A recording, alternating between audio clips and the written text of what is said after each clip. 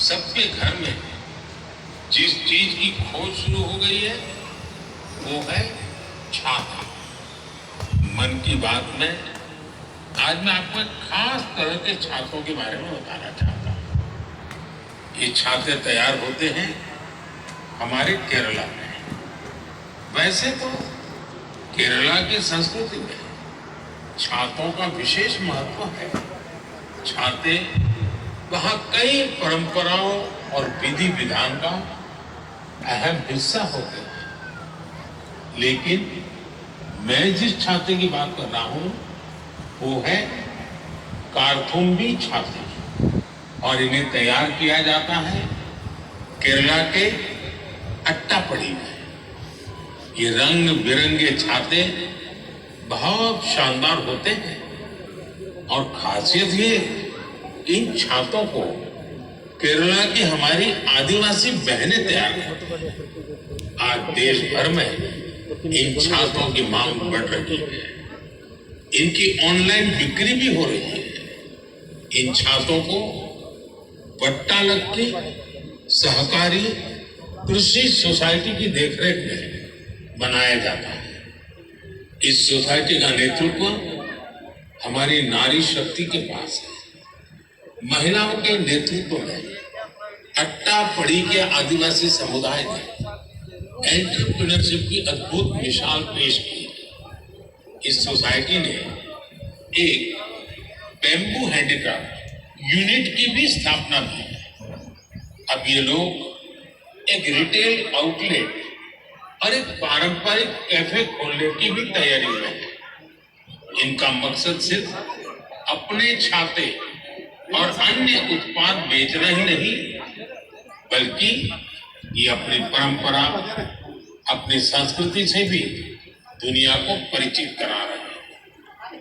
आज कारथुम्बी छाते केरला के छोटे से गांव से लेकर मल्टीनेशनल कंपनियों तक का सफर पूरा कर रहे हैं। लोकल के लिए वोकल होने का इससे बेहतरीन उदाहरण और क्या होगा। मेरे प्यारे देशवासियों, अगले महीने इस समय तक पेरिस ओलंपिक शुरू हो चुके हैं। मुझे विश्वास है कि आप सब भी ओलंपिक खेलों में भारतीय खिलाड़ियों का उत्साह बढ़ाने का इंतजार कर रहे हैं। मैं भारतीय दल को ओलंपिक खेलों की बहुत बहुत शुभकामनाएं देता हूं। हम सबके मन में टोक्यो ओलंपिक की यादें अब भी ताजा है। टोक्यो में हमारे खिलाड़ियों के प्रदर्शन ने हर भारतीय का दिल जीत लिया। टोक्यो ओलंपिक के बाद से ही हमारे एथलीट्स पेरिस ओलंपिक की तैयारियों में जी जान से जुटे हुए थे। सभी खिलाड़ियों को मिला दे तो इन सब ने करीब 900 इंटरनेशनल कंपटीशन में हिस्सा लिया है। ये काफी बड़ी संख्या है। साथियों, पेरिस ओलंपिक में आपको कुछ चीजें पहली बार देखने को मिलेगी। शूटिंग में हमारे खिलाड़ियों की प्रतिभा निखर कर सामने आ रही है। टेबल टेनिस में मैन और विमेन दोनों टीमें क्वालिफाई कर चुकी है। भारतीय शॉटगन टीम में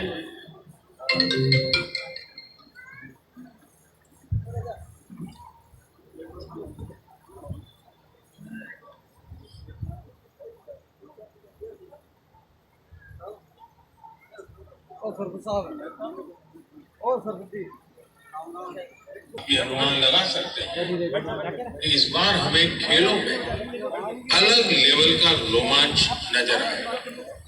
आपको ध्यान होगा, कुछ महीने पहले वर्ल्ड पारा एथलेटिक्स चैंपियनशिप में हमारी बेस्ट परफॉर्मेंस रही है। वहीं चेस और बैडमिंटन में भी हमारे खिलाड़ियों ने परचम लहराया है। अब पूरा देश ये उम्मीद कर रहा है कि हमारे खिलाड़ी ओलंपिक्स में भी बेहतरीन प्रदर्शन करेंगे। इन खेलों में मेडल्स भी जीतेंगे और देशवासियों का दिल भी जीतेंगे। आने वाले दिनों में मुझे भारतीय दल से मुलाकात का अवसर भी मिलने वाला है। मैं आपकी तरफ से उनका उत्साहवर्धन करूंगा। और हाँ, इस बार हमारा हैशटैग चीयर फॉर भारत, इस हैशटैग के जरिए हमें अपने खिलाड़ियों को चीयर करना है, उनका उत्साह बढ़ाते रहना है। तो मोमेंटम को बनाए रखिए। आपका ये मोमेंटम भारत का मैजिक दुनिया को दिखाने में मदद करेगा। मेरे प्यारे देशवासियों, मैं आप सभी के लिए एक छोटी सी ऑडियो क्लिप प्ले कर रहा हूं। रेडियो FM 93.3 से हिंदी शो नमस्ते कुवैत।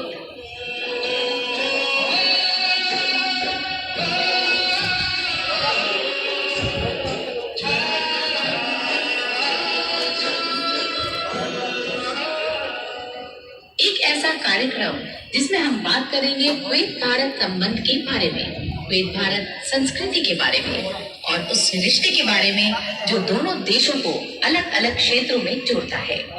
इस रेडियो कार्यक्रम को सुनकर आप भी हैरत में पड़ गए ना?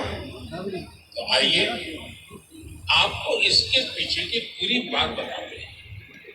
दरअसल ये कुवैत रेडियो के एक प्रसारण की क्लिप है। अब आप सोचेंगे कि बात हो रही है कुवैत की,